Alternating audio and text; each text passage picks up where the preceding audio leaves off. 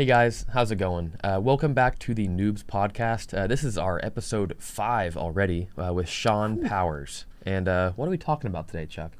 Shawn is a good buddy of mine. He's a Linux guru, and he has one of the most interesting and challenging stories I've ever heard. The dude got in a car crash 23 years ago and literally forgot everything before that time, and he had to relearn his entire trade, which includes Linux. It was a pretty crazy story, right? It was insane and incredibly inspiring. I think it'll be good for anyone who is even now at a point in their life that they want to change careers, that even if you were to forget everything and start over, it's possible.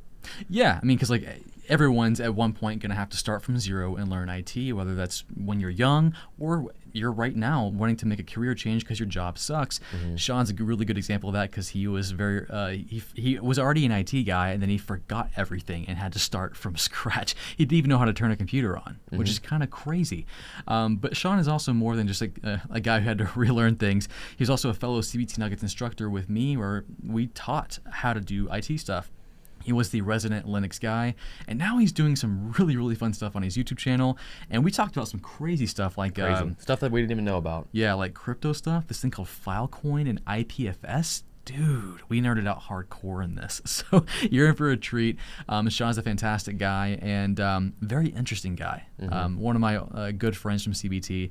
And yeah, you're going to have a good time. So let's get right into it.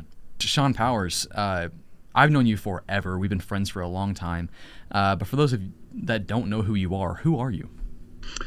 I am, isn't it funny that we usually define ourselves by our jobs, right? Like, well, I am a person who did this and this and this. So I will try to do it the correct way and say, I am a husband and a father. And my kids are grown now. It's amazing how old I'm getting. I have 3 adult children. And my eldest just found out she's pregnant. I'm going to be a grandpa. Congrats. That's amazing. Yeah, thank you. So, gosh. I'm a Linux guy, but more than that, I'm just a tech guy who Linux is my tool of choice. And as I talk through the podcast, it'll maybe make some more sense why, but I trained at CBTnuggets before and after Chuck for a while. I'm no longer a trainer at CBTnuggets, but now I'm doing training on YouTube. Apparently I followed in your footsteps, my hairy-faced brother. But yeah, that's that tech-wise or job-wise, that's it. I mean, I've done all sorts of things. I was a manager of a Microsoft database department at a university. I was the tech director at a K-12 school for like 12 years. I ran tech support. I mean, you have to, right? If you're in IT, that has to be your first job, running tech support. But my tech support was for dial-up internet users using Trumpet Windsock. So, yeah. I saw a T-shirt trying to be like GoFundMe a while back, and it was a Trumpet Windsock joke, but no one got it. I mean, yeah. I don't get it. See, and I watched the video that we did like back when we were both trainers, right? When we met at headquarters and you interviewed me. And the Trumpet Windsock thing came up there, and nobody in the comments, I don't think, at that point knew either. So anyway, it is what it is. It's a dinosaur thing now. So if you know about it, talk about it in the comments. Date yourself real quick. It's going to be somebody in all caps who doesn't really know how the internet works. Well, they have to type in all caps because they can't see the text they're writing. Yeah. Maybe that's it. Yeah. So, Shawn, I wanted to have you on because, first of all, you are like the Linux guru. But I think the reason you are a Linux guru is probably the most interesting story I've heard ever. And nowadays, everyone's learning Linux because now it's just a part of IT everywhere. That hasn't always been the case. You could get away without learning Linux, but now, no matter what job you have in IT, Linux is going to be there. So I think as people are like, oh my gosh, Linux sounds really scary and overwhelming, I think hearing your story, and back when you had to learn it, which was much harder back then versus how it is now, they're going to be inspired by this. So I want to jump straight into that, your origin story, because that, and also like we're kind of on the anniversary of that. It was a few days ago. It is, right? yeah. That was what I was going to say yesterday. Actually, so today is the 3rd of March, right? Yeah. I think so. Yes. Yeah, 3rd of March. Yes. Yeah. Make sure I had it right. So yeah, yesterday was 23 years ago. On yesterday, I had a car accident. And it wasn't even a major accident, to be honest. I was alone. I live in northern Michigan, so the roads were icy, but they weren't even that icy. It wasn't that bad. And I went off the road. Nobody knows why. My head went through the side window, the passenger side window of the car. And I don't remember anything before that. My entire life was just gone. I woke up literally shaking from the cold in a car covered in glass. No idea who I was, why I was there. It was strange. It was strange. And that's kind of how my story in IT began. The tech support job that I talked about, the answering the phones, I was doing that before. It's actually on my way to that job in my car.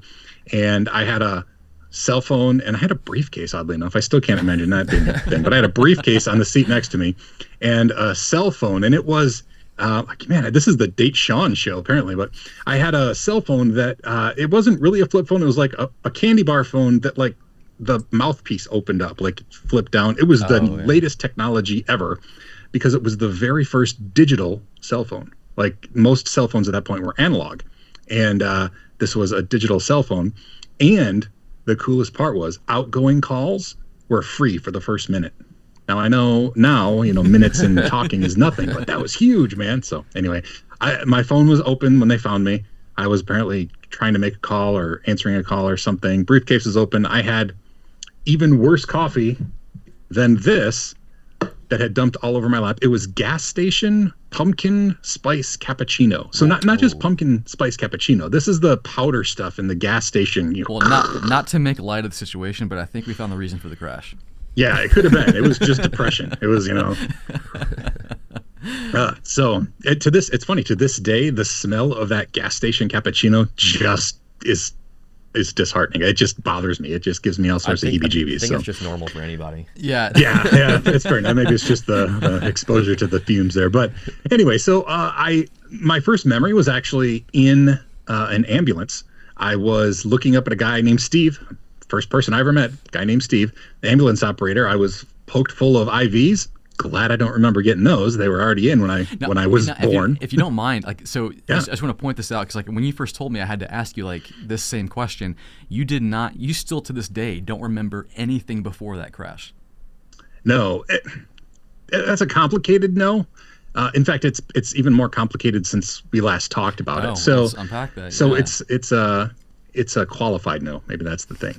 And so when I went to the hospital, I had a wedding ring on.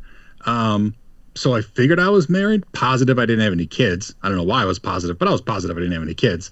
And a couple, they didn't know who I was and couldn't get a hold of anybody. It was just a weird situation. Turns out I was married, and I did have a 2-year-old daughter, which is still awkward for me to say, sorry, Amanda, I don't remember you at all, you being born.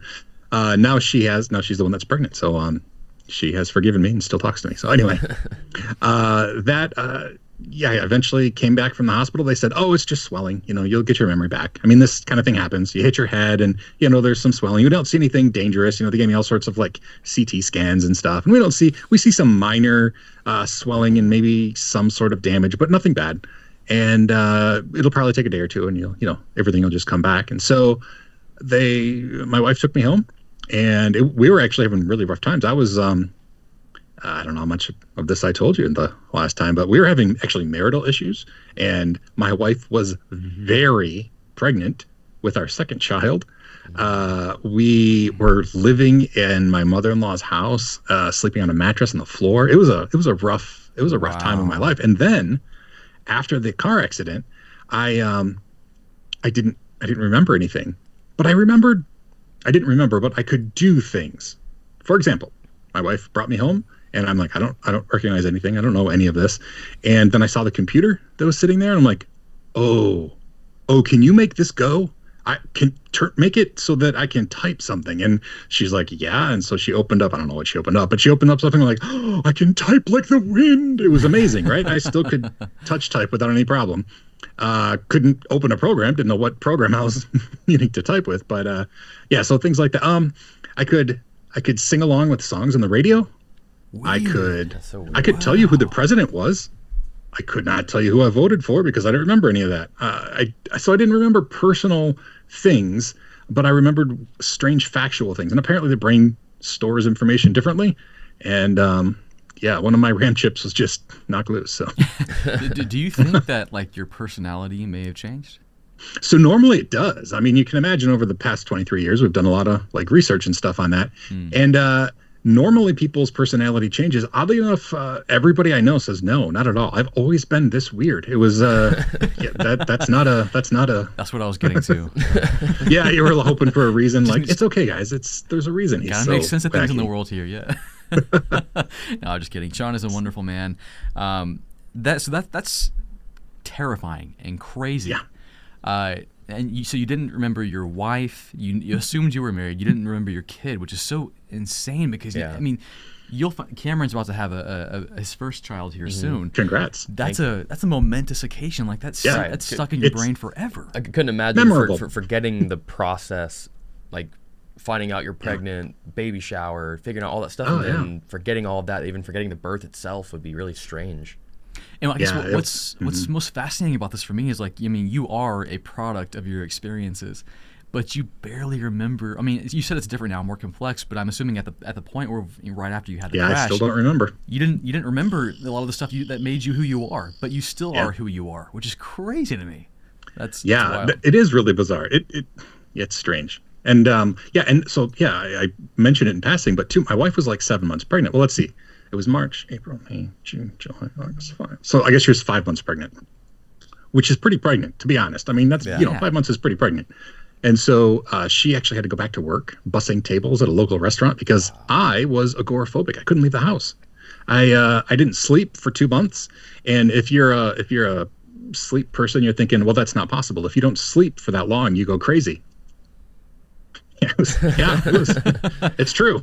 Also, didn't sleep for 2 months. Oh my No, gosh. it was it was a rough time. But the good news is because of that, and because the car insurance that I had denied my claim, so they didn't get me any help or any rehabilitation or anything. Yeah, that was pretty crappy, to be quite honest. Because it was cold. When the ambulance found me, I was shaking because I wasn't wearing a coat. I was shaking, and the ambulance said, or the report said, like, he's shaking, possible seizure. Well, they did all the scans. I did not have a seizure. Absolutely no. It's not like maybe he did. No, I just did not have a seizure. Apparently that shows up on your brain scans, and I didn't. But the insurance company denied my claim, and so I didn't get any help. I didn't get any therapy. I didn't get any rehabilitation. I didn't get anything. Wow. But again, all things happen for a reason, I guess. And that is why I decided after like 6 months of just rehabilitating at home and like, oh, I can go outside now. That's nice. I need to be able to do something with my life, right? I mean, I have a family to support here. Mm-hmm. And I started relearning my trade, but I couldn't afford anything, right? My wife is literally bussing tables to pay for bills. So all I could afford was Linux because it was free. Now, what year was this that you were dealing with all this? 1999. 1999. So, okay. 1999. So the internet was still very, very young, and we were still dealing with floppy disks and things like that. So yeah. So I learned with floppy disks, and I installed, it's a long time ago. I think that was about the time of the Halloween version of Red Hat, which was like one of the really famous versions. But yeah, installing Linux over and over and ruining a Windows install as I messed up the boot sector and all that kind of stuff. I learned from the School of Hard Knocks because Hard Knocks is all I had. And so now I'm curious. I don't think I asked this last time, but so you had to relearn your trade, right? So I mean, how much of your trade did you remember? Did you remember anything besides touch typing? No, it's really bizarre. I think so. No, none of the stuff that I did, like how to do Unix stuff. I mean, it was all the internet stuff that I was doing tech support on was Unix based, like this huge array of ISDN lines split up over, or no, a T1 line, fractional T1 split up over a whole bunch of literal modems that had phone lines coming in. I didn't remember how to do any of that stuff. But the troubleshooting skills and the know-how to figure stuff out, like, I mean, you guys are both IT people, right?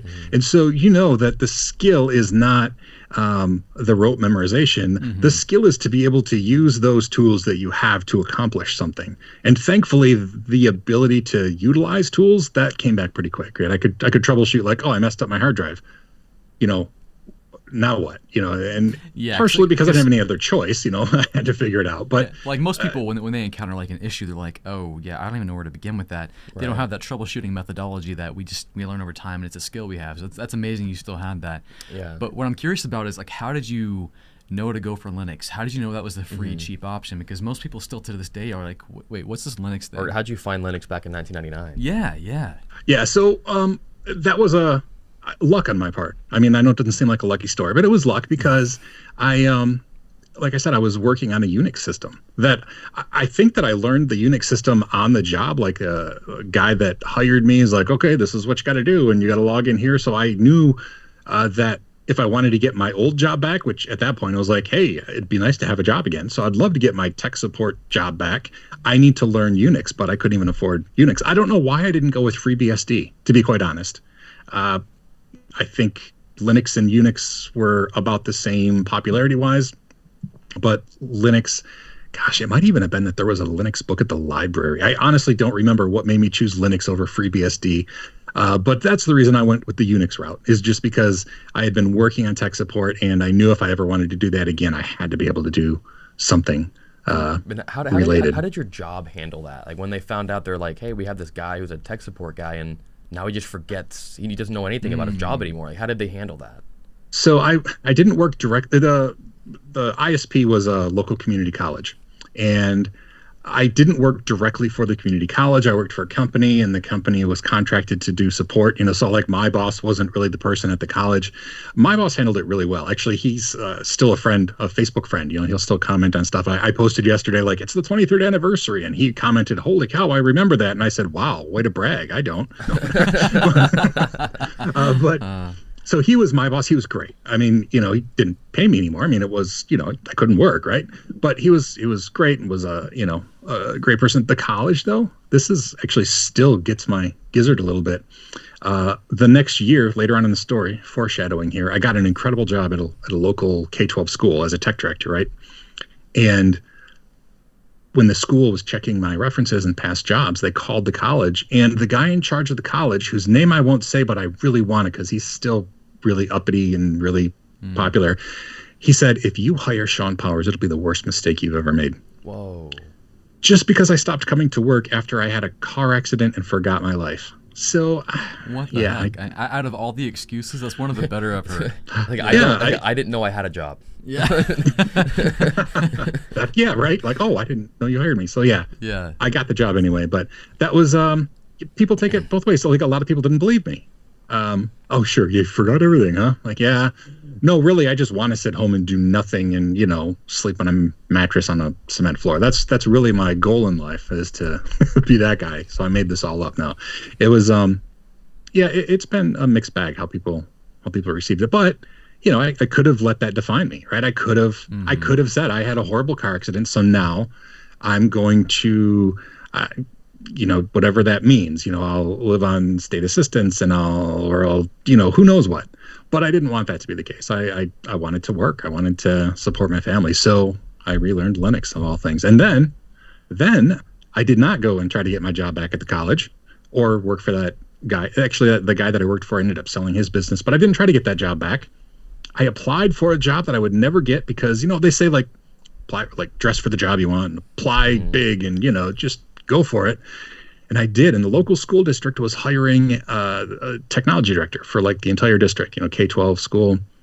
And I put in my application. And because I was local, they agreed to interview me. And I'm sure nobody expected to, that they would hire me. But I apparently interviewed really well.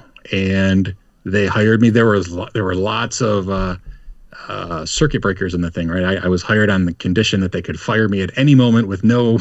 Oh, wow. I was on probation. I was all these things. Like, you're already on the nice guy. Like, exactly, yeah. Like, we heard that it'll be the worst mistake we've ever made. But that boss, the guy, the superintendent who did hire me, again, still a friend of mine, pretty close friend. I really like him. His name, I will say, Dale Rieger, great guy. He took a chance on me, and it worked out well. I was there for 12 years. So now, this is just a random thought in my head, but I'm curious. Do you still list the experience from before your accident on your resume? And does it count? I have to be honest. I haven't created a resume since I left that job, and I honestly don't remember. Probably not. It was probably because I did a couple other things. Let's see. They were all before my accident. That's why I forgot to mention them. We can do that all day. But yeah, I had a computer business of my own, PowerNet Computer Services. And if you're thinking I've never heard of that, yeah, right. A lot of things. Business guy is not one of them. So I had clients and I did all their work. Real estate places were kind of my bailiwick. So I did a lot of real estate, computer systems, and networking. But yeah, I would not put that on my resume. I don't think. No, the school was my first career job, and so that's like the first one you put on there, right? Yeah. So they hired you to be the technology director for the school district. Yes. What were you actually doing? What did the job entail? Boy, it was a wide open job description. It was the kind of job description that means we don't really know, but we need you to make everything work. Mm-hmm. And that's pretty much what it was. Anything this was 2000, right? This was 2000. Yeah, in fact, so like, February of 2000. Probably when 11 months after the accident. Schools are probably really trying to now embrace technology, and they're just like, we just need someone technical. Mm-hmm. They had just gotten a bond like 2 years previous. I don't know if you're familiar with school bonds, but it's basically, okay, so they just got a big lump of money 2 years previous, 2 or 3 years previous. And whenever the original iMac came out from Steve Jobs, like the Blueberry one, mm-hmm. whenever that happened, they had just gotten a bond because they bought a crap ton of those, right, all over the school. Oh, wow. So I pictured a Windows environment. That's what I was thinking. Is a Unix No, it was a environment. Macintosh environment. Yeah. Remind me of that because I'll tell you about the interview part there too. But so they got all this equipment, but in the bond, they didn't do a whole lot of maintenance planning. And so after about 2 or 3 years, computers started to break down and need to be replaced and fixed. And networking gear was wearing out. And I mean, it was all 10 megabit hubs, and that wasn't really doing it anymore. And so the person who I replaced left. And I inherited no money, tons of equipment that needed to be fixed, and a platform that I knew nothing about. In fact, it was a complete Macintosh school district. This is before OS 10, so it's not Unix. It's Mac OS. I mean, this is, Yeah. Okay. I totally forgot that, Unix wasn't introduced until OS X 10.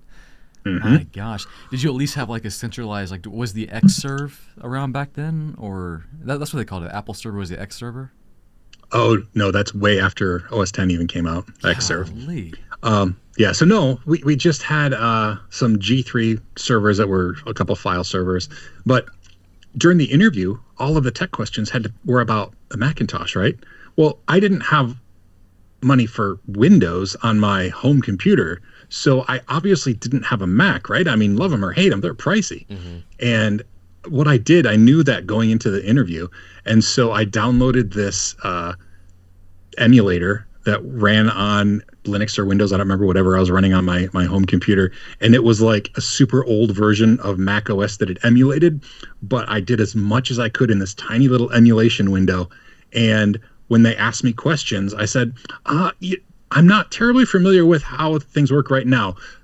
Historically, what I would say is blah, blah, blah, blah, blah. And I'd say, and most of my experience is with an emulator. I was honest. Okay. I said, I wanted to be able to get an understanding of what I'd be working on. And so I did the best I could. And actually that impressed them, that I had gone and gotten an emulator. And even though my questions, or my answers to their questions, were several generations of technology outdated, the fact that I had, learned stuff about it was impressive. So yeah, I got the job that I probably shouldn't have gotten. And after all of my probationary periods, I stayed on. So that's amazing, and that's such good advice for someone who's like trying to apply for a job where they maybe can't afford to mess with Cisco equipment or Windows or Windows Server or anything, which is way easier nowadays to get your hands on. But just to show forth the effort of trying to do it. So like back then, doing an emulator sounds really, really hard. Yeah, it sounds complicated. Yeah. And you're like, why don't you just say virtualization? It's because virtualization didn't exist. There was no such thing. Yeah. I'm surprised emulation there were is emulators. different, right? I'm surprised that you had an emulator there. I'm surprised you found an emulator. Yeah. And found a way to do that. Because I mean, I think we had one computer in my house at the time. That's only because our dad was an IT guy and he just had an old computer that he brought home. I can't imagine what it was like back then. And first of all, how did you even get your hands on Linux? Like, you installed it via floppy drives, right? Where'd you get those? Yeah. So I honestly don't remember, and I've tried to think about that for a while. I don't know. I think I had them. Oh, because okay. I think while I was, in the job, the Unix job and stuff, I'm sure that my boss had given me stuff to, like, hey, you should really learn this and stuff. So I think it was sitting around the house, I think is basically why I had it. I don't think I procured it from anywhere. I lived in northern Michigan. There's no way that I could have gotten Linux anywhere around, right? I mean, there's just nowhere to go for that in 1999. I'm just so curious about the process because, like, I mean, I imagine you probably only had one computer in the house, right? And you basically destroy it by putting Linux on it, and then you can't Google anything to figure out how to fix it again because you don't have a computer. Google, man. So you just had to figure it out. That's so impressive. Like, I'm so helpless without Google right now. I don't know how you do that.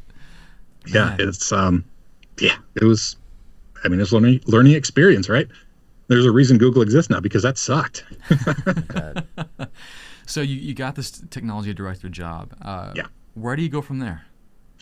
So from there, and that was, 12 years, it's a long time in a job. And part of it was a struggle. I was a young guy. I mean, I was 23, 23, I think. And I'm sorry, I don't know how old you guys are, but 23, to be 24. Okay. Yeah. Okay. So imagine being in charge of an entire school district with, full of computers and budgetary decisions and all of these things that you're like, I didn't know. Yeah. So my budget was slashed. Like when I started, I had no clout to like try to push for more money or anything. And the person with the bond left when the bond money ran out. So there was just no money in technology. So I actually implemented Linux solutions in the school. So we needed new file servers. I didn't go for a PowerMax server because they're expensive. What did I do? I installed Linux on hardware that was there. Or no, that's not true. I got old Dell servers from eBay. And this isn't a professional environment, right? But I got old servers, old Dell servers, and I installed Linux and NetTalk, which is a file server for Apple. And that's where our files were stored and stuff. I actually wrote software. This is actually amazing to me even because it was pretty amazing software. I wrote a login screen. So when the computer would start up, you would see a login screen and you would have to type your login and password to get in, and then it would mount your thing just like a normal login procedure. But imagine inventing all that from scratch, right? Nothing existed. There was no centralized authentication. I had to come up with all that. So it was all based on Linux servers because that's what I had learned. That's what I knew. Man, what the heck? So that's crazy. What language was that written in? Because it was Mac software. I don't even remember. Whatever I honestly don't even know what it would be called. Part of it was AppleScript, but I mean there was a GUI portion of it, probably still all AppleScript. It was just really, really big and intense, and it wasn't secure. I mean, if you sat down at the computer and you like, I don't know if you're a Mac, but you do like the command. It's command, not Open Apple, but the command option escape, and you can like cancel stuff out. Mm-hmm. You could do that and just cancel the login window, and then you'd just be there with nothing mounted. And you could do whatever you wanted. You could erase everything on the computer. There was no security involved. You'd get in trouble if the teacher caught you. That was about it. So, it was a hack job, but I mean, it worked and it didn't cost any money. And so I was there for 12 years. And the only reason I left is because school finances got worse and worse and worse. And they were starting to do more contractors and for IT work. The on-staff IT person was kind of going the way of the dodo bird, and I needed insurance. So I left, and I went from there to a university where I was a department manager of the database department for a university down in Grand Rapids, Michigan, and I was so unqualified for that job. It was a Microsoft shop, so it was all SQL database servers, and I was the boss of 4 different database developers. It was I guess I just interviewed well because I should not have gotten that job either. So this whole story is like how Shawn BS'd his way into all these jobs. Right. Pretty much. And that goes along with, when we're done talking about my weird, shady past, I'll talk about what my future desires are because I got to try all these things that I shouldn't even have been qualified for, but I did. And that's close to where the part of the story that I left after less than a year there. I was only there for 10 months, I think. And CBTnuggets hired me full time. So they hired me away for like 3 times what I was making. It was a no-brainer. We moved down to Grand Rapids, but we weren't able to sell our house up here. And so I got offered the job at CBTnuggets, and I could move back to the house that we owned instead of paying rent in the city, and make more money and still have insurance. So yeah, that's why we went up there. And I don't know how long. Let's see. What how year long did I you work start there? CBT? What's that? What year did you start CBT? So I started doing contract work in 2009. Okay. But I was still working at the school because I started in the school, and I can do the math here now with you. So I started in 2000 at the school, and I worked there for 12 years. So 2012 was when I left there. I went to the university for a year. So 2013 is when I started as a full-time trainer. Man. And then I quit about a year ago, I guess, year and a half ago, something like that. So. Yeah, I want to jump into that because I'm really curious now. But so I'm curious, how did they find you? How did you start training? When did you realize that you had the gift for that? While I was at the school for all those years doing all those Linuxy things in a Mac environment, most of the time nobody had any clue that it wasn't a Mac server behind the scenes, right? Because that's how you get Linux into an environment, everybody, is you just do it and nobody knows. But I also started writing for Linux Journal magazine. I made contacts there. I wrote an article. I got the cover, what I did, I'll tell you because it's kind of nerdy. So I made an arcade game, a MAME machine, and I used Linux for the operating system. I bought an old arcade case from like some vendor around the area, brought it home, stripped it out, put a computer and a monitor in it, and then I actually took apart a keyboard because there weren't really controllers for making MAME controllers. You actually had to tear apart a keyboard. And a keyboard has this grid. It's like an XY coordinate grid that determines which key you're pressing. And so I had to map out each individual one and then wire a grid to the joystick controller. Anyway, it was super nerdy and really worth an article. So I wrote an article on it with pictures, and it got accepted. They put the picture of my thing on the cover. I think, can you see back there? The red thing in the corner? Yeah, maybe? I see it. Okay, that's the very first issue of Linux Journal I was ever in. And I wrote a couple other articles, and then they hired me. So then I was a staff writer and editor for several years until they went out of business. And that is how CBTnuggets found me. They actually approached a really close friend of mine that was a writer at Linux Journal. He had also written a bunch of Linux books. Kyle Rankin, great guy, still really close friend. And he said, you know what? I do not want to do videos. It doesn't appeal to me at all, but there's this guy from Linux Journal that he's crazy. In fact, so if you go to Linux Journal Online, the YouTube channel, and you scroll back like 13 years, you will see me doing nonstop YouTube videos, crazy product reviews, and just the stupidest tech tips, and really, 4:3 format because widescreen wasn't invented yet, but I was a video guy for Linux Journal, and so Kyle told CBTnuggets, you should check this guy out. They contacted me, and the rest was history. So I remember a while back, I looked up your old stuff, and it's amazing. What an archive to have, because like it definitely dates you, and it's incredible. It does. It was awesome. And the sad thing is, I don't have control of that either. That does make me sad, right? It's not my channel. If you go back on my channel, you'll see my all-time most famous YouTube video is me breaking into my van. I showed people how to break into a minivan, and that's gotten the most views of any video I've ever made. But all my old Linux Journal stuff. Physical penetration testing. Yeah. So anyway, but yeah, it's all out there still, and you can see a very young me talking some really nerdy stuff and reviewing products, and yeah, it was a lot of fun. We're gonna have to play a few of those clips on here because it's pretty awesome and hilarious. Yeah. You were doing some bits here and there and talking about Linux back in the day. It was fun. Yeah, and we did all sorts of things. Like we took 100 of the tech tip videos that I did. I did so many of them. 100 tech tips, and we made a DVD that Linux Journal included in one of their yearly things. I still have like DVDs, like 101 Shawn Powers tech tips. So, oh my gosh, that's crazy. That's hilarious. That you made a DVD. Yeah. It's weird. I know, right? It is weird that at that point, so like 15 years ago, I mean, I was the guy that was recognized at conferences, and I was, a keynote speaker at like Ohio Linux Fest and stuff. And then I got the job at CBTnuggets, and it's like a different sort of environment of, I don't want to say fame, but it's like, I was known for something completely different. So I'm looking forward to what the next stage of Shawn Powers is, because I get to make it up on my own now. Yeah. So like CBT, definitely a cool job. One of the best jobs I've ever had, besides working for myself. Except the boss is a jerk. And it's a different situation. And so you're saying that your fame in the Linux world kind of changed when you worked at CBT? Like it didn't grow? It went away. It went away. It completely went away. And again, I agree. CBTnuggets, my favorite job that I've ever had.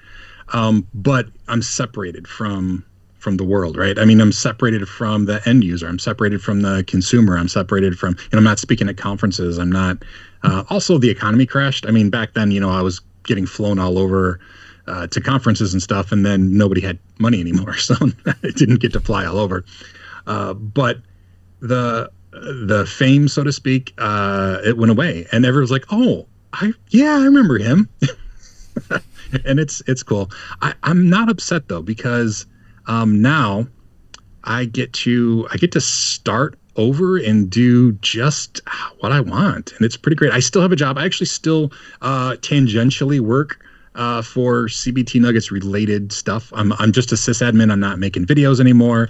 I'm just a Linux sysadmin doing some work there. So right now, I'm still doing Linux. It's crazy. So you switched from, and we can include or not include parts of this in the actual podcast, but so you switched from being a trainer to just being a sysadmin. I'm assuming you're managing the Linux servers in AWS?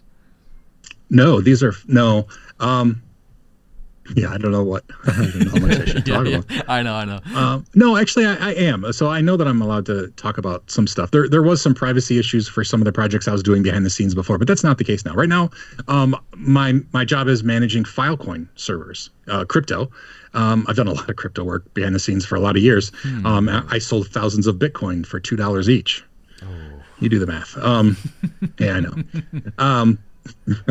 But anyway, now I'm managing like 5 different data centers, 6 if you count my farm, doing Filecoin mining and IPFS storage and stuff like that. So that's just managing Linux servers, headless Linux servers all over the country. You said so many things that we're gonna have to like reverse. Sorry, and pick it talk apart. about this.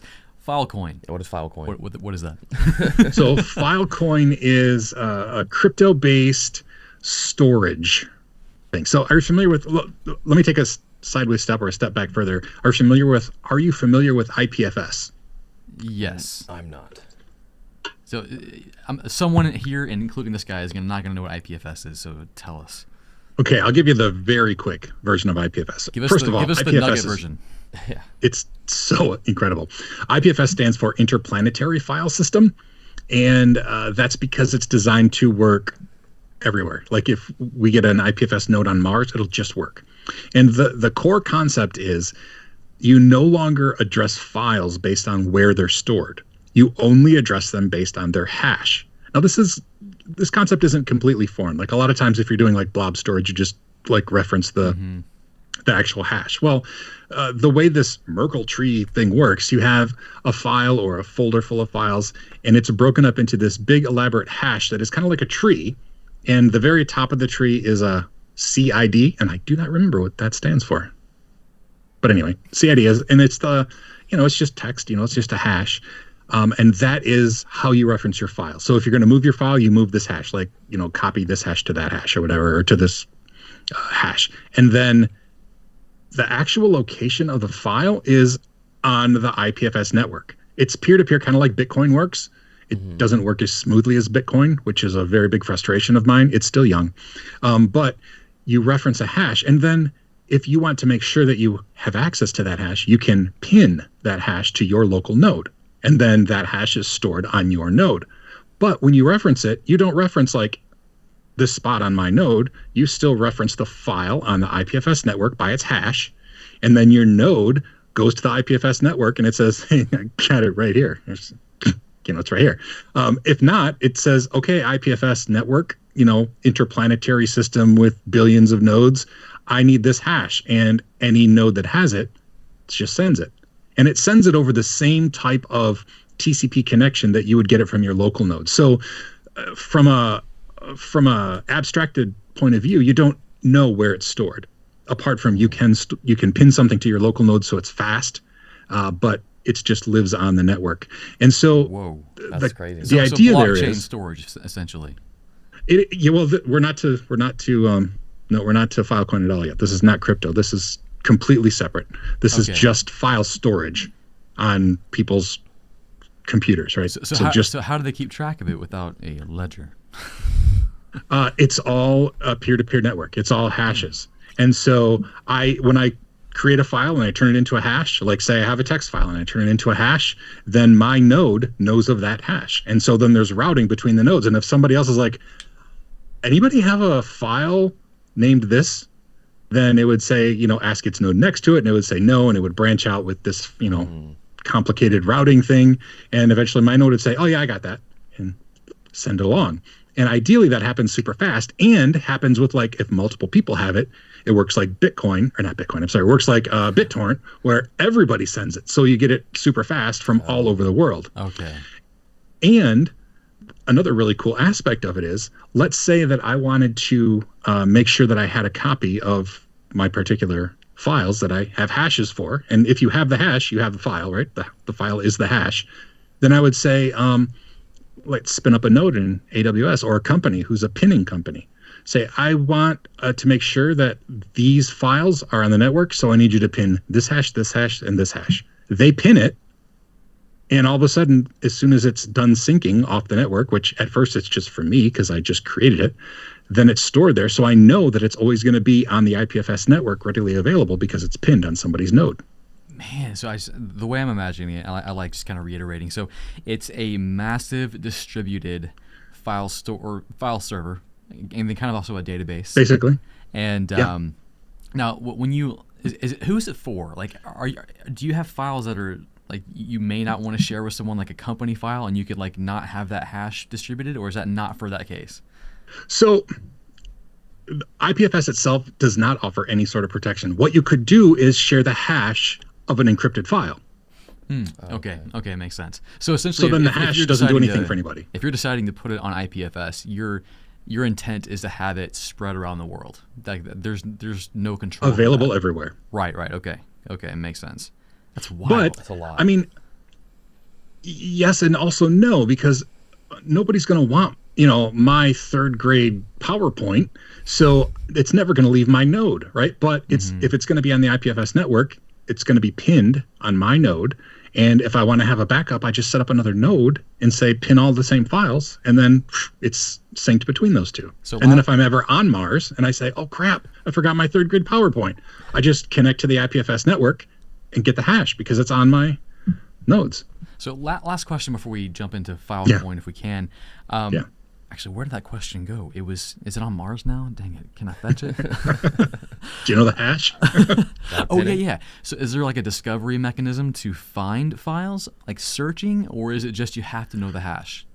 No, because a file, you create a hash by hashing a file, right? I mean, that's how it's created, and chunks the data up into different things. So, oh boy, I could go way into the weeds with how it's actually chunked out and the hashes I know are created. you're really just skimming it for us right now. Yeah, but you don't know what it is. I mean, all you know is it's a hash and there's data behind it. You have no idea what it is unless you get the whole hash, and like you could scan the file that you've created with that hash, on your local computer or whatever, and maybe figure out it's a JPEG or it's a document. But a hash is just a hash with data. Is there metadata on the hash at all, or is it just the hash?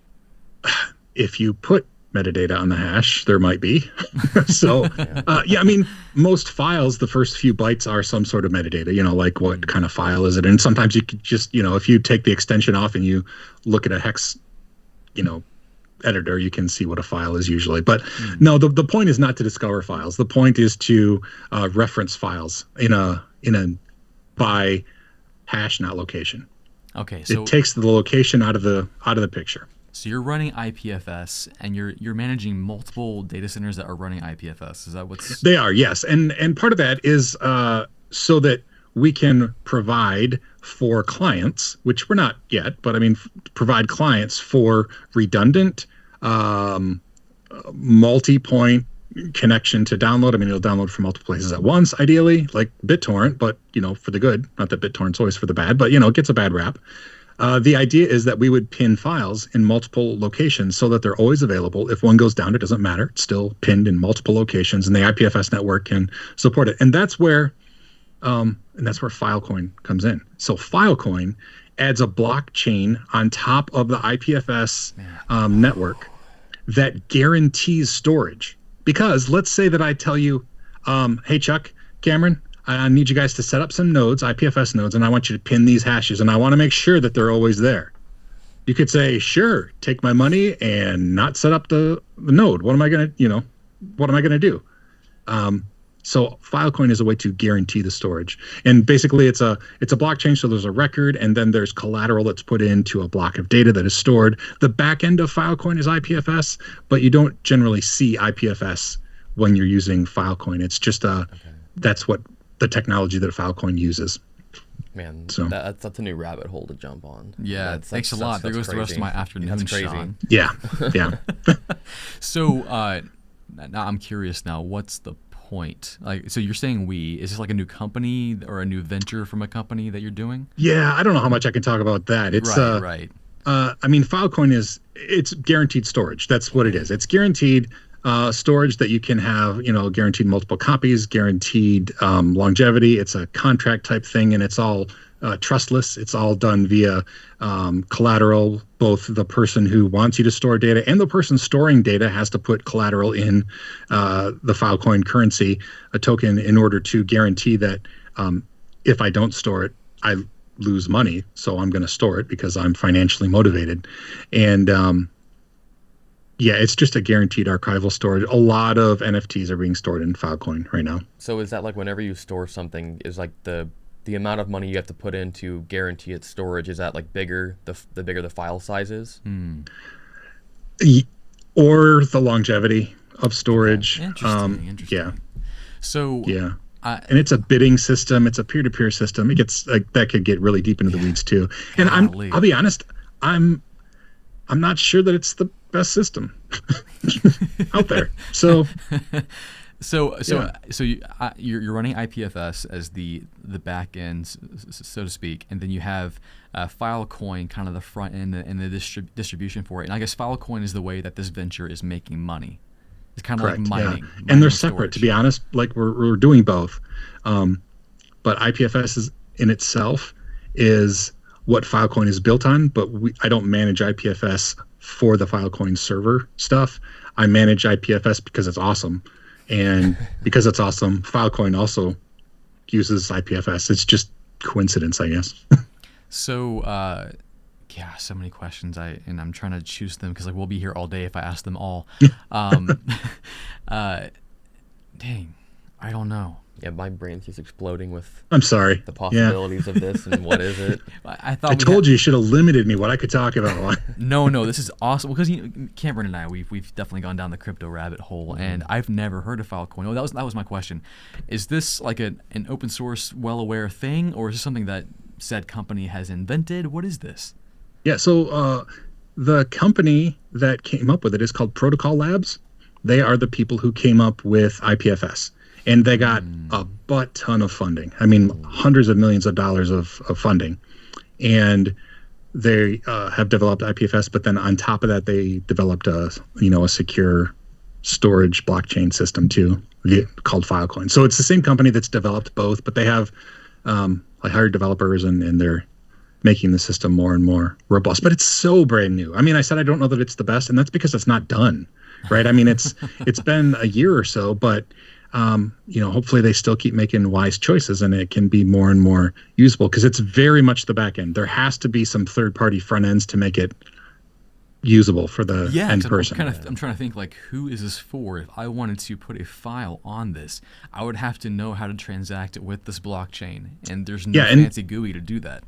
No. So what you would do is like use a third-party tool like, oh gosh, what is the name of the company? I don't remember, but they basically have made buckets, right? And it's a competitor to AWS buckets, where you can store data programmatically. They've abstracted Filecoin out in the back end, but you can also do things like, all right, I want to, have my bucket of data, but I would also like to spread that amongst several Filecoin nodes.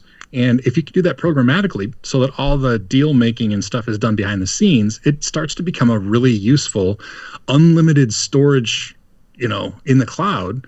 But it's also, you have the ability to say how redundant you want it, how quick you want it, that sort of a thing. So again, the ideas that they have are great. We're just not quite to the usable stage of it yet.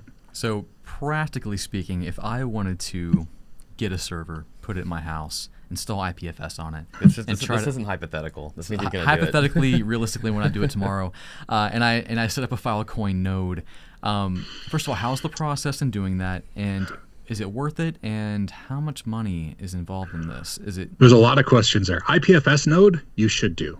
IPFS node, it's completely free. It takes very few resources. It's just cool technology, right? I like IPFS. I don't even have a terribly practical use case for it right now, but there's things where there's IPNS, the IP naming system, to try to like get DNS to go along so it'll map things to the IPFS backend. And so all of that, it's just research IPFS. And I was just on, what was I on? Podcast. Reality 2.0 podcast.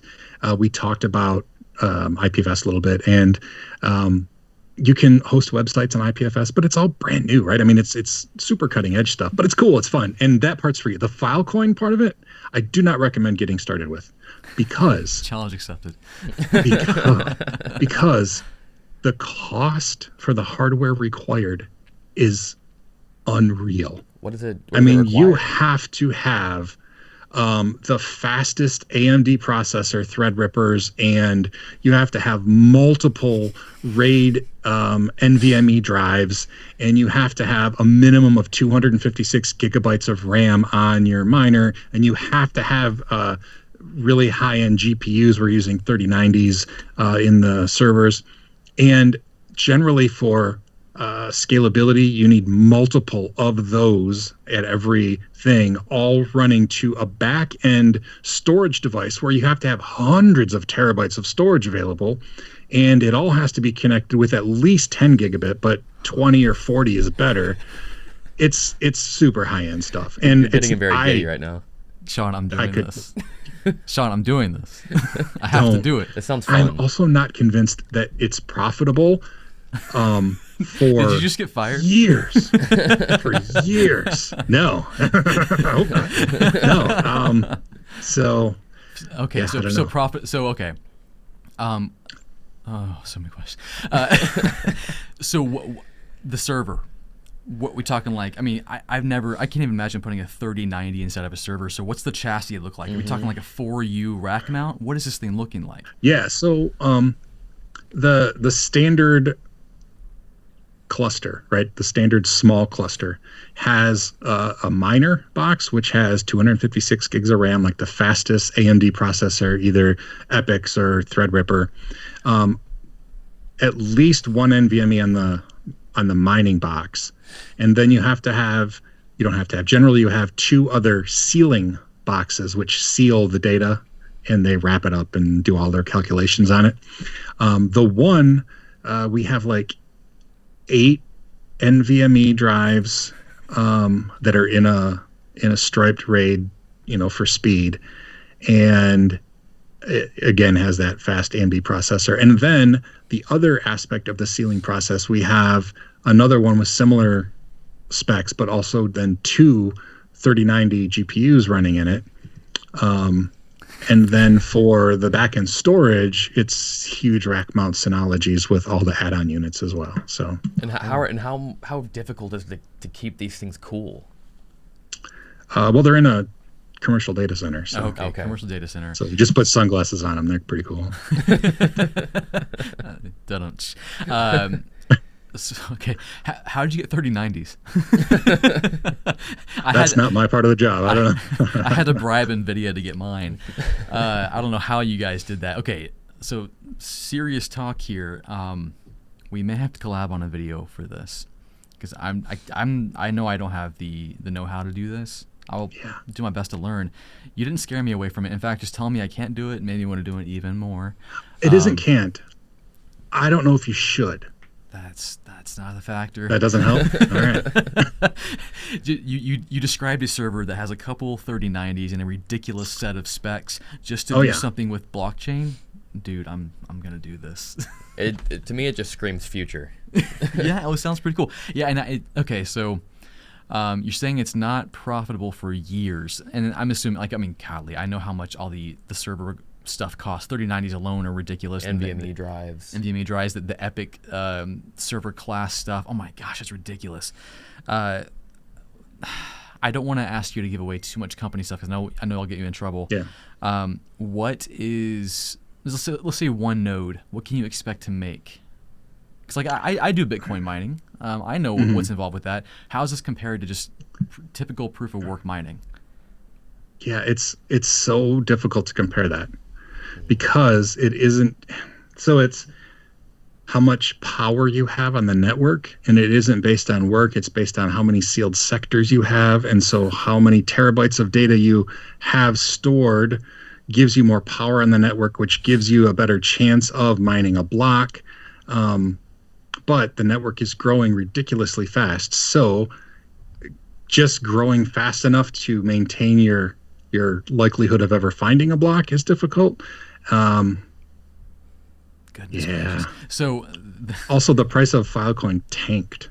So even if you do, if you're getting into it, it's a good time because you need a crap ton of collateral to seal all these sectors. I think there are much better ways to make money with crypto. Okay, so we'll get into that actually, because you've been in crypto way longer than I have, because you were like one of the original Bitcoin guys. I know. I was a third of the Litecoin network all by myself for a while. That's so freaking crazy. Okay, we're gonna touch on that here in a second, but goodness, my questions keep going away because I have like 15,000 questions firing in my brain right now on all this. So with Filecoin, oh my gosh, where'd the question go? Shawn, you scared it out of me. I'm sorry. Check out, they have great documentation too. The Filecoin thing, they have a Slack. I don't know if you're a Slack person, but they have a public Slack that the learning curve is really steep. It is. The learning curve is stupid steep. But it's So I know what my question was. So okay. Again, you cannot tell me the answer to these questions, but said company X, we'll call it, is deciding to invest a significant amount of stuff in this, hoping that it does eventually pan out into serious money. Is that what I'm assuming? Yeah, I think so. Yeah. That is crazy. And they put you in charge of this. That's so fun. In charge of the computer aspects of it, the server aspects. Yeah, not like the and the networking and stuff. Yeah. Okay, interesting. What's the server OS? I run Ubuntu 2004. Okay, simple enough. Oh, that is bizarre. So if you ran anything smaller than what you're describing, they just So you can do a test, a demo one. I actually have we started with a test miner, so to speak, an all-in-one box, and it actually had two 1 terabyte NVMe drives and an SSD for the operating system and some spinning media for the actual storage. And it's still running. It has 128 gigabytes of RAM, and then you have to put 128 gigabytes of swap on the NVMe storage because you have to have and then it has it's 3900X. It's an AMD 3900X, not a Threadripper, but just an AMD Ryzen 9. That's what I'm running in my computer. That's what I'm running right now too. Okay. Yeah. So it's running that, and then it only has a 2080 GPU. 2080. Okay. Goodness gracious. Okay, so I'm just curious, man. How did you sell this idea, or did they come to you with it? I didn't. Oh, so they came to you with the idea, like, hey, make this work. Hey, figure out how this works, and that was that was something. That's crazy. I mean, you're the guy for it. I mean, you had to learn Linux from nothing, literally. That's insanely fascinating. So, okay, now let's move on to there's better ways to make crypto. So, first of all, I would love to hear how much time do you have? I don't want to take so much of your time. You can talk all day. That's fine. All you can cut this out if you want. No, it's cool. No, we'll keep everything in. So you describe your first venture into crypto, because like I got into crypto when it was way past it was cool. Like I bought in late. You got in early. I've never had jobs that paid well, so it was always the mining aspect, right? It was never buying crypto, and so it started with Bitcoin. I bought on eBay used some they were AMD. What were they before AMD? Who bought AMD? Which is, let's see, there's ATI. Sorry, I couldn't think of it. ATI was bought by AMD. Anyway, so ATI 5800 GPUs. They're like 5880s or 5830s or something, a long time ago. Anyway, I bought them on eBay and put them into some just old crappy computers and just started mining Bitcoin. Not because I expected to make any money, not because I was even all that passionate about blockchain at the time, to be honest. I did it because I wanted to learn stuff, right? I mean, that's kind of, the thing on my channel, right? My motto is learn everything and do what you love.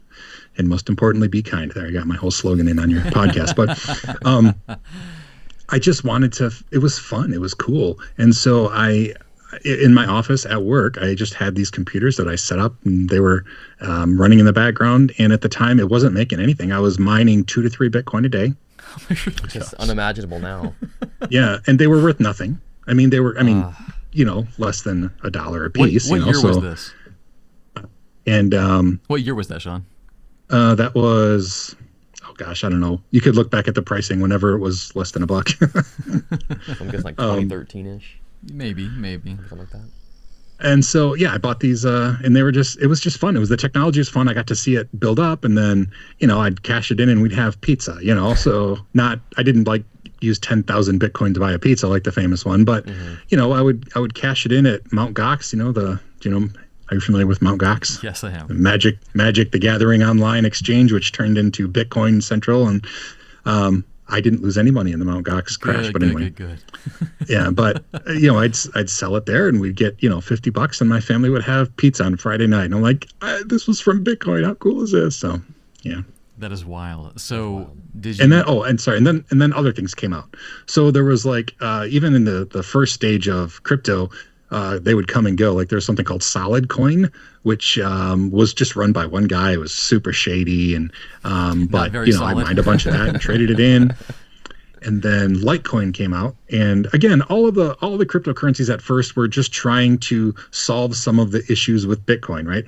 Bitcoin, it takes a long time to verify or whatever it is, confirm the transactions, right? Because there's a block every 10 minutes, and then you want like 6 confirmations. That's an hour before it's confirmed. So Litecoin came out and said, what if we did a block every 2.5 minutes?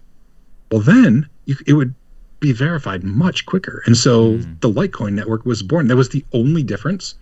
And then they also then said, okay, we don't want, I think Litecoin might've been the one that changed the hashing algorithm too, so that they tried to make it GPU proof. So like you couldn't just get GPUs and dominate the whole network.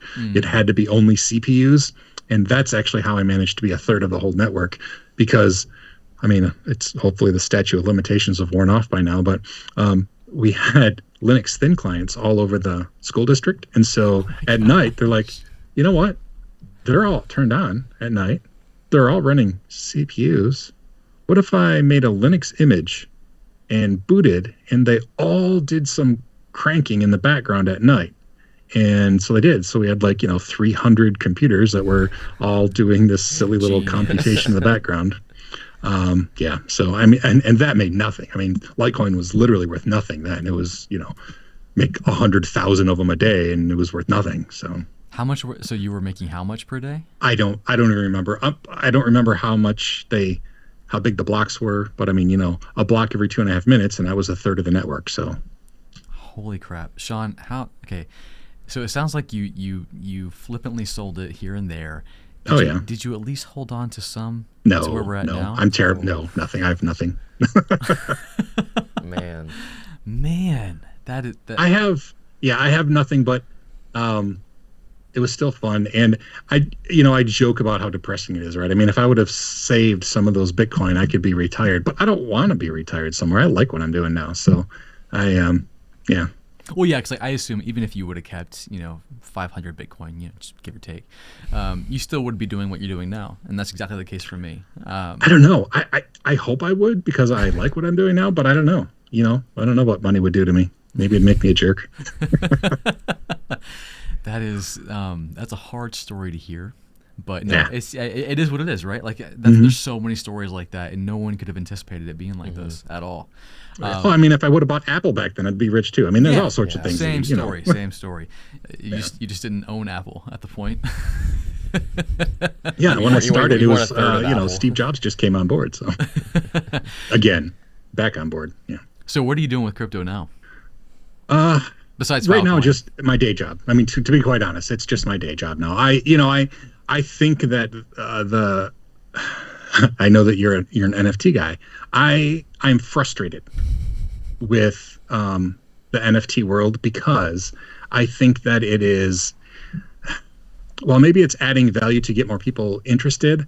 I'm frustrated because I think that the idea of non-fungible tokens have so much better use case than they're currently being used for. Oh yeah, 100%. Like when I first went down the rabbit hole of NFTs, it drove me nuts. I went down the whole thing, Bored Apes. I looked at all this stuff, Solana NFTs.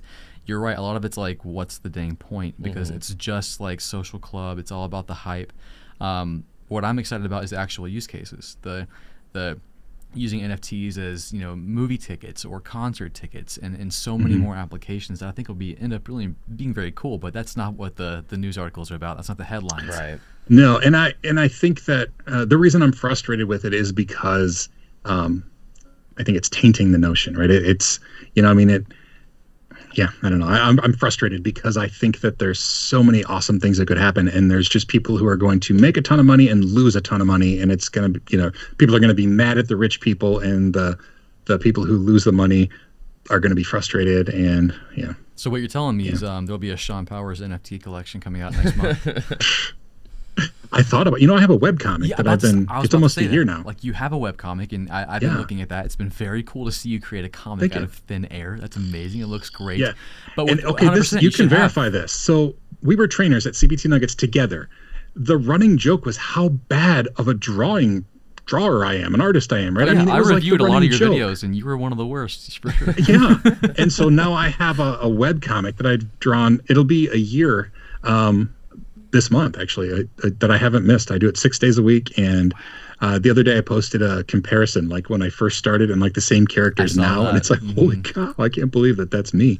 But anyway, because of that, when NFTs were coming, I'm like, hey, I could just make NFTs of my webcomic characters, right? I mean, I absolutely could. I could have like a whole set of blues, like Blue Square is one of my characters. I could have with all different backgrounds, and I could probably be rich right now. But it was a moral decision on my part. Like, no, I don't want to bilk the system for money if I don't believe that this is a real good purpose for NFTs. So I didn't. What I would love to see you do is create it, and then all proceeds go to a charity. Robin Hood, that's yeah, I get it. I do. I get it. I have such high hopes for the Web 3 stuff. I don't think it's gone yet. I think we'll still get what you're thinking we're going to get. Like, I think people are going to start implementing that once this whole NFT wave is kind of subsided, and everyone stops obsessing and glamorizing the next price this Bored Ape sells for. I think we'll finally get past that and start getting to real use cases. But I will be one of the first purchasers of your NFT collection. That'd be very cool. I would love to see that. Just, and like you said, it's just it's a fun way to figure out, hey, how do I do a randomly generated NFT collection, which is a fun project. I would love to see that. But you got to make it on Solana, though. Yeah, Solana. The pricing is what hurts me so much. It shouldn't generate the money it generates. That's what just crushes my soul. I mean, somebody is spending so much money on something that, I mean, I know I sound cliche, but it's just not worth anything. Did you see the Olive Garden NFTs? I mean, No. No, I didn't see those. no? Okay, so when we're done here, Google the Olive Garden NFTs. They're sold out because they're NFTs, but it's an NFT of every Olive Garden in the country. Oh. And you could also get free breadstick tokens if you at any time you wanted. But the NFTs of every Olive Garden, and it's just a picture of an Olive Garden from like their Google Maps that somebody made an NFT of every single one, and they sold them all. That's wild. Okay, so It was genius, but stupid. yeah, there's plenty of really, really bad examples. And you're a Gary Vee guy, right? Like you watch Gary Vee? I like Gary Vee, yeah. So yeah. He what do you- didn't pick me as a winner. So back in the day when he was doing Wine Library, he used to do this thing where he I would forgot like, you were hey, on do Gary a Vee. competition. Yeah. You met him, right? And- You met Gary Vee. I did not. Everybody else at Linux Journal did. I wasn't there. And they did say that, my thought was, I wonder if he's really a bag. I did, because he's got the bro kind of feel to him. But everybody at Linux Journal said, no, he's genuinely a very, very nice person who treats people very well. And yeah, so that's good to know. I like him because of that. So that leads me to my next question. How do you feel about his big foray into NFTs? I haven't watched a lot of his NFT stuff because he also has a different motivation than I do, right? He really does want to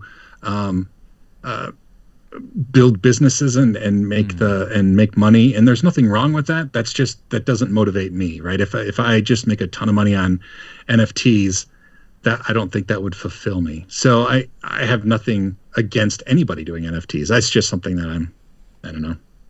Let's assume this. Let's say I'm just gonna poke the bear a little bit. Let's assume that's fine. Let's assume McDonald's came out with the NFT collection. They may already have. I don't know. They might. But let's say one of the NFTs you can buy is the McCafe coffee cup. But if you buy that NFT, you get free McCafe coffee for the rest of your life as long as you own that NFT. Would that be worth it for you? No. If you actually liked it. This coffee that I'm drinking out of my spot from my webcomic cup is actually really good coffee. Again, McDonald's coffee is consistently fine, and it's the consistent part that is there. Yeah. Okay. Cool. So so basically right now you're not mining on your own stuff. I'm not. Okay. No, can I tell you what I'm doing? Do you want to hear what's up in the life of Shawn? Of course, yeah. Mm-hmm. Yeah. So this is my day job doing the system administration stuff, which I do enjoy, which is good. I enjoy it, and it's how I pay my mortgage right now. But I really missed doing videos, right? I had a year off where I wasn't doing any videos at all. Oh, I can't imagine that. My gosh. Because you love the camera. You love it. I do. I'm a camera whore. It's true. I mean, it's really disturbing. If you go watch those old Linux Journal online videos, yeah, you'll see I'm really a camera whore. But I really missed it. In fact, when you came on board CBTnuggets, you were like the YouTube guy, right? Because you actually had a YouTube following. I don't remember how many subscribers you had back then. Oh, it was small. I had like 10,000 subscribers. It was nothing. Okay. Yeah. But I mean, for the trainers, you were like, that was like YouTube godhood right then. And so, you convinced the company that we could all do some stuff on YouTube.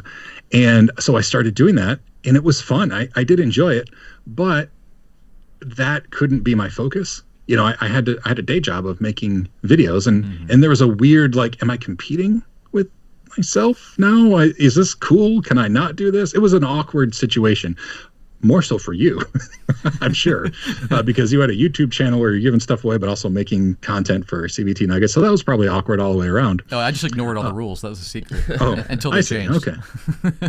Well, but I don't have that awkwardness now, because I'm not making videos for them.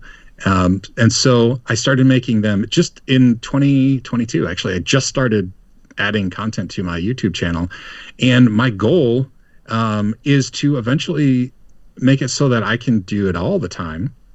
And I'm enjoying it so much more because I get to directly be in contact with the community, right? Mm-hmm. And see, you don't get this right now. Maybe you guys doing this in the podcast, but right now I have just over 2,000 subscribers, right? So I'm a super small channel, but that means I get to respond to every single comment. I get to have conversations on Twitter with people about content, and you have such a community now that you've lost that. And I be miss honest, that. do you miss that? I do. There were people that I used to talk to in the comments every single video I launched, and some of those people, honestly, they may still be commenting. I just can't find it. It's yeah.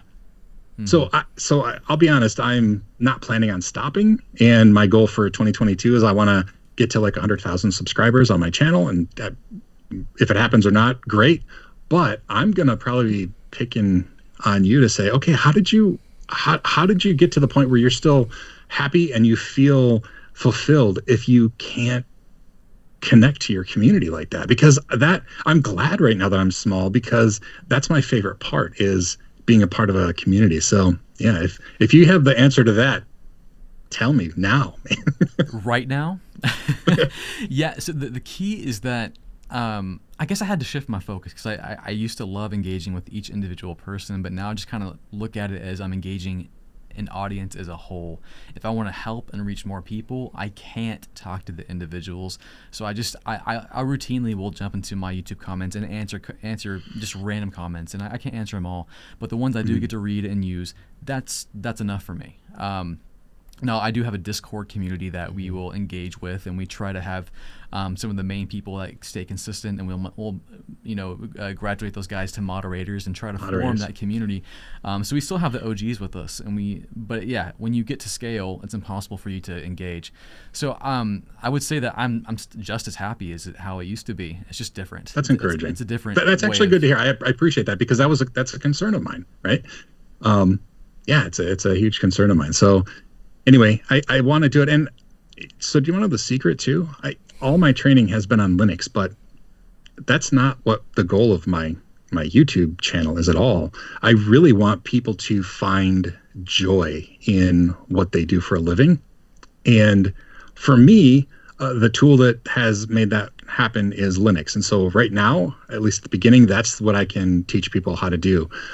But I don't plan on that being it. I'm doing a talk in the Dominican Republic in May or June. Are you going? I'll be here. It's a remote talk. Oh, it's a remote talk. Yeah.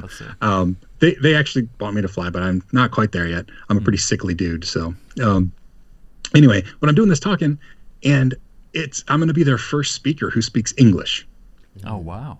Right, it's all Spanish, right? But they want their community to realize the importance of being able to communicate, and for me, I'm humbled because I want to be able to go and speak their language, and I don't speak Spanish. I mean, I'm doing Duolingo now, so I can at least introduce myself in Spanish when I get there.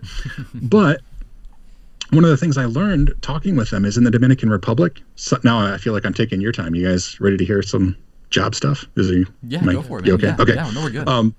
So in the Dominican Republic, if you can apply for jobs locally in the Dominican Republic, but they just pay horribly. And it's because bigger companies go into the Dominican Republic so that they can hire people at dirt rates, right? And so the other option is to get a remote job, which COVID has actually made that a little more feasible, get a remote job. But if you get a job, you're highly qualified, you get a job in like the US or in Canada or in Europe, and you're from the Dominican Republic, you're going to get like below entry level wages, far below what you should get for your ability.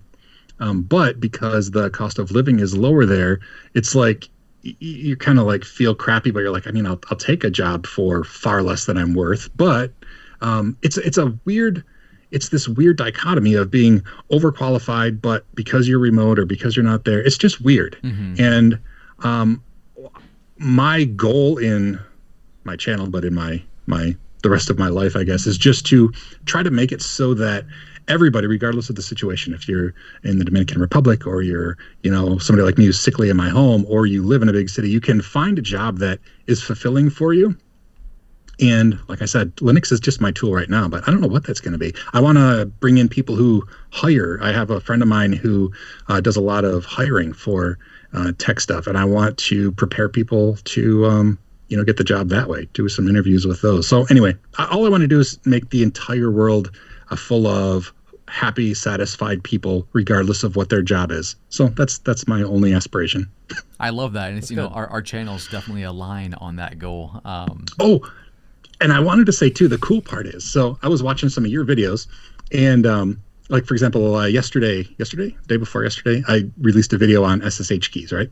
And I, because I released a video or I was searching for SSH keys, one of your videos came up and you did it. And I watched and I'm like, oh, I like what you did there.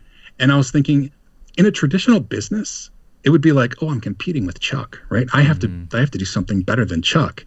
But one of the things I really like about the whole YouTube world is there's absolutely no competition. There's no reason that I wouldn't say, you know who else did this great is Chuck. And it's not like they have to pick one over the other. I just really like that aspect of it, that if somebody does something better or something that I don't want to do, I can point them elsewhere and not worry that it's taking away from my quote unquote bottom line. Because in fact, if you study the YouTube algorithm, it'll actually help you, because if they come to your video from your link or from Twitter or whatever, and they get a thing that says, okay, or you're telling them, hey, go watch this video, they switch to the next video. As long as they didn't leave the YouTube platform on your video and they continue to watch and keep going and going, you'll be rewarded by the algorithm for that. Oh, interesting. So YouTube's goal is just to keep people on YouTube. If you help that, you're going to win. And then I know, like, whenever I'm trying to learn something, I usually don't just watch one video. Oh, like 3 or 4. Because usually people will make, like, he may make something, but then you may make a video exactly the same, but you include one little thing or two little things that he didn't include. And that makes it just more beneficial. And then you'll probably show up, like, if someone watches his video, your video will probably still show up in the little sidebar because it's related. Yeah, we all rise together. Like, I'll notice that if, like, sometimes, you know, my buddy David Bombo will post a similar video within like a week's time frame, and we both rise from the views because they just go back and forth. You see each other's, yeah, and everybody teaches different. So that is a, you know, it's a really cool bonus. And you mentioned Cameron at the very beginning, so maybe I'm wrapping up for us because I've gone back to what we started with here. But you mentioned pen testing, right? I don't remember what the context even was, but your van. So getting into your van. That's right. Yes. Way to remember. Yeah, my brain's getting old. I already forgot. Oh, the pen test is the absolute last course I made for CBTnuggets. Like I did the CompTIA pen test plus test. I did half of it, and then one of the other trainers took over because I literally left halfway through that as a trainer, and I hated the course. I absolutely hated it because, at least the first part of it, the non-tech stuff, it was all about how to be a real creepy dude, right? I mean, it's all social engineering, right? And it's all a lot of self-reflection for yourself. That must have been weird. And it's funny. I just felt it was like I just really did not like it, right? I just, at the end of the day, I'm like, I feel like I know that I'm teaching people to do this like for the good or whatever, but just putting this knowledge out there just felt bad. I know it's not. Again, I know pen test certification and knowing how to do a pen test is vital. But I don't think that I did a great job teaching because I wasn't passionate about it. And so, because YouTube is full of people, if somebody wants to learn about pen test, I'm not going to teach them. I'm going to point them somewhere else. You know, if hacking stuff is not something that I love, I'm going to, you know, send them to you or David Bomble. You know, you guys both do you've kind of taken a hacking angle of late. And so, you know, I'm going to point them that way. And then I'm going to talk about security stuff, like how to secure. And just because I like that better. So I don't know. I love that there's no competition between the different channels. It's just pretty cool for me. So yeah, it's awesome. And you're already going the right direction with your channel because you're coming in with like, okay, I'm going to do what I know and love, and that's Linux. And you're gonna grab that niche. I mean, you're the guy, and you have the personality and the teaching style is just amazing. And then once you get that audience for your niche, then you can try like one thing outside your niche, and then try one more thing, and you get their audience bigger and bigger. And that's what I when I started my channel, it was just Cisco networking. That was it. And then I tried Raspberry Pi stuff, and then suddenly I got that audience. Then I tried a little bit of hacking stuff, a little bit of DevOps, a little bit of Linux, and it's just follow your interests, and that's the way I keep my YouTube stuff just growing and fun for me. Is I just do what I really want to try, and I do what makes me happy, and it's really just going down rabbit holes. Like I've done some crypto stuff, it's done well, and it did well because it was fun and interesting and something new. Yeah, it was fun for you, right? Yeah. Yeah, it was novel. I'm like a kid in a candy store, and I think that does come through in a video. It's like, oh, he's interested in this. He's making me feel kind of interested in this. I want to keep watching. And I think that's one thing. Like that's why you got hired at CBT, and it's why you're going to hit the 100K goal by the end of the year, as long as you're like that McCafe and you can stay consistently good. Consistently fine. Oh, sorry, fine. Yeah, I'm not worried if I don't hit that, but that's the trajectory I want to go, because I want to reach more and more people. That's really it. I just want to reach more people. Yeah, So. and that's at the end of the day, when you have that goal in mind, I mean, there's no way you can lose, right? You're gonna hit at least what are you averaging now, like 50, 60 people on each video? I can look, because like any YouTuber, I have a tab open, right? So my last video on SSH key pairs has 130 views in the first 1 day and 20 hours. Which, I mean, seems like, like when you try to compare yourself to me, which you should never do. It's like, oh, man. But I remember when I first started out, I remember when I hit my first 1,000 subscribers, I'm like, oh, my gosh, I'm a freaking big deal now. Like, I remember feeling that. I remember bragging to y'all about it. Those small wins are huge for you. And I remember seeing you a post about it on Twitter or something like that's 130 like real live people. Yeah. Like that's someone who sat down, clicked, and actually heard you speak today. If you got in front of a room of 130 people, like I don't know if there'd be stage fright or not, I would be freaking out. That's a big deal. Yeah, it is, and I hope that I'm sure that it's at a point it's probably hard for you to really get a grasp of did you hit 2 million subscribers yet? You're close. You got to be close. It'll probably be in this month. Okay. That's more people than a person can fathom, right? I mean, you just can't speak to 2 million people in it.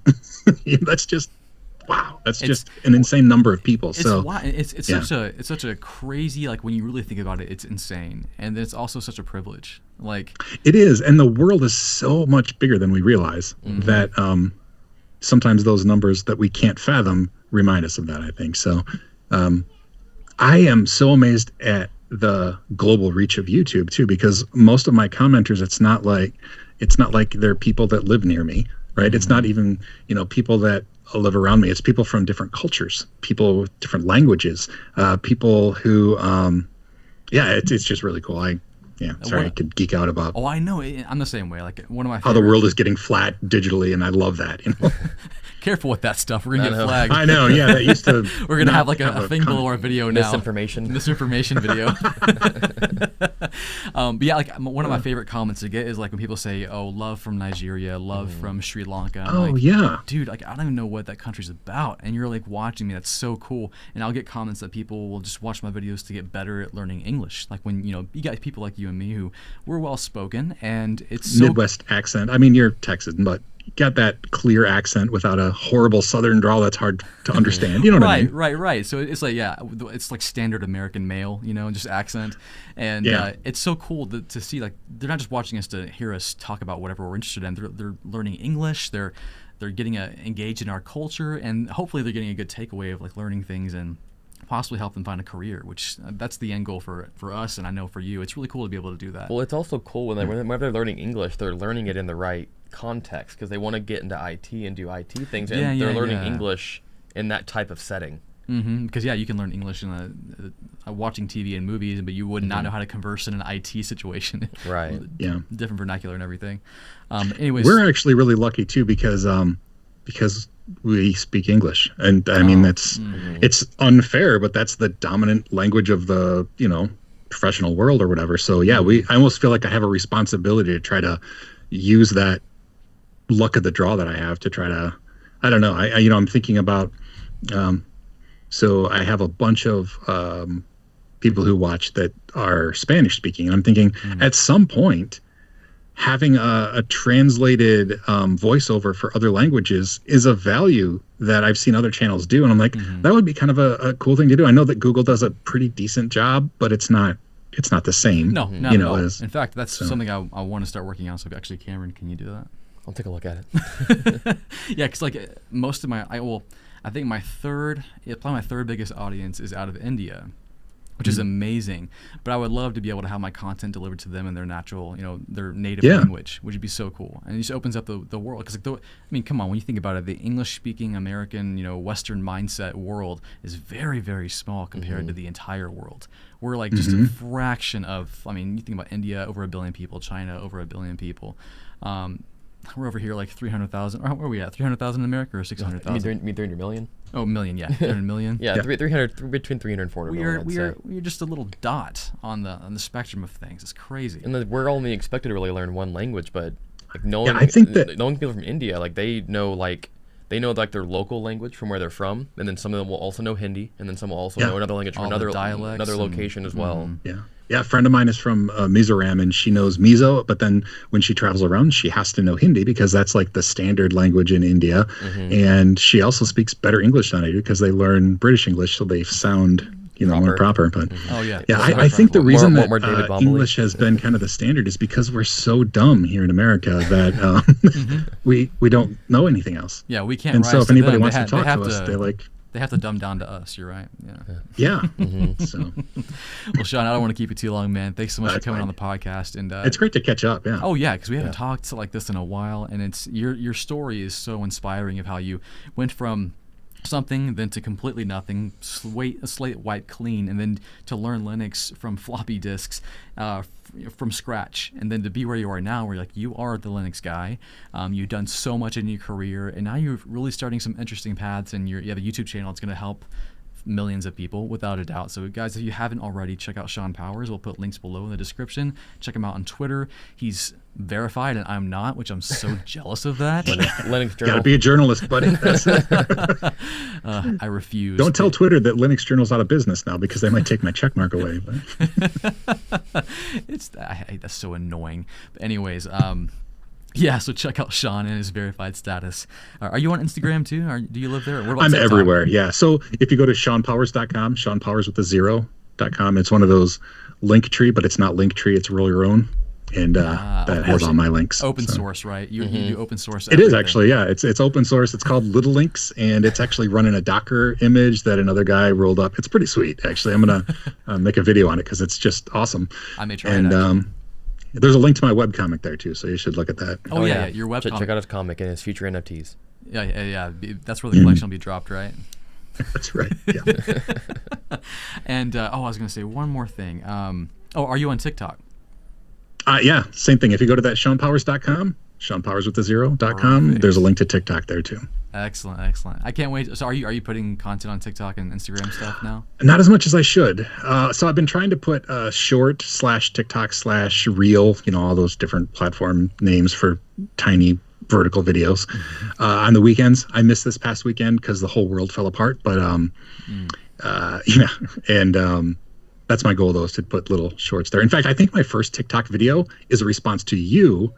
You and your wife challenged us to something. And so my wife and I did it. Yes, I forgot about that. Back when COVID first hit and the whole dance TikTok thing. Yeah, I challenged you. That's fun. Yeah, so that was my very first TikTok. Yeah. You guys did great on that. I remember that. That was awesome. Yeah, speaking of which, I mean, I do TikTok and Instagram a little bit. I just mainly repurpose my content, but there's a big open world and opportunity for people to make dedicated vertical content that's Linux-based, any kind of tech-based. So for you to grow, I would jump on that. And yeah, it would definitely catch me. If there was some like this little Linux tips TikToks, I'd watch it. It'd catch me. Well, so that's what's there now. I probably got 3 or 4 of them. So look at them, and if you think that they're the right idea, let me know. Yeah, I will. All right, appreciate that. Well, Shawn, I want to leave our listeners with one more piece of advice from you. For someone who's wanting to get started in IT, and let's niche down on Linux, what would you recommend be their starting point right now? Well, see if you like Linux. See if Linux is a tool that you like, right? See if that's what you want to have in your quiver of IT. And this leads right into a plug, and I didn't necessarily mean that, but I just did finish the Linux Essentials certification series. If you want to get certified for Linux Essentials from the LPI, hey, there's a playlist on my YouTube channel that you can watch. It's the kind of thing I don't necessarily recommend anybody get the certification because it doesn't really do much for you. But the content is a great way to figure out if Linux is something that you might enjoy, might want to learn more of. So, yeah. Awesome. Yeah, that's it. I mean, for someone who has a YouTube channel focusing on Linux, the best place to start obviously would be on your channel. Right. The guy has been doing it forever and is an expert and is great at teaching. So, yeah, great place to start there. Well, thank you. I appreciate that. All right, man. Well, that's about it. We'll definitely have to do this again. And we'll catch you guys next time. Give me a list so I can limit to what I want to talk about, what we're going to talk about, because we're both nerds. All three of us are geeky nerds. This is where the fun, like we Joe Rogan style this. We just come up here and talk about what we're passionate about, and if that leads us on to 3 hours of talking, people are going to show up for that. I don't care. I got another question for you. You can cut this off. It doesn't have to be part of the podcast. Bring it on. So, do you have? Are your fans / followers / community members? Do they have a name? They don't. So I've toyed around with it a lot. We thought about noobs. Right? We tried to do noobs, but like kind of with the podcast in mind. But it's not big enough yet for that to really catch on. Yeah, kind of like the noob army maybe we're toying with, but yeah, I don't really have a good one. Unless you have any ideas for me? Oh, for you, I don't know. I mean, I assumed it would be something beard related. That just seems to be a. So I did research on this because I really want it to be a community thing, right? I don't want like Beliebers, whatever a Shawn Powers version of that is. I don't want that, right? I don't want it to be all about me. And Chuck, you don't want it to be all about you, right? You want it to be. I mean, you're growing, and you want to leave Cameron out. So I actually put so much thought into it for myself, and I found out that most people do come up with the name themselves. It doesn't grow organically. I assumed that it was just, like Lady Gaga's Little Monsters. I assumed that was just something that they called themselves. Most celebrities or, influencers or whatever come up with the name themselves. So. That must be why I don't have one yet. I was waiting on my audience to do it, and they never did. Yeah. Well, I have one for myself. You can't take mine because I bought the domain already. Oh, there's a bunch of domain endings. I can just .tech. There you go. No, but in fact, I've started to talk to the community that may or may not even exist yet. Nerdlings. So we're nerdlings. Nerdlings. I like it. Nerdlings. Yeah. Very nerdy, very spacey, very alien-y. I like it. it. It's like Zerglings from the old StarCraft, but nerd. Yeah, I like it. So that's what I'm hoping. I don't want it to be like anything with my name. So I really wanted to start that ball rolling in a different direction than my name. We need to start thinking about that. So getting something more official for us. But yeah, so if you want to become a nerdling, go find Shawn Powers right now. If that name appeals to you. Nerdling.net. Nerdlings. Plural. I don't own the singular one, so don't go there. All right, man. Well, thanks again, and we'll catch you guys next time. See you guys later.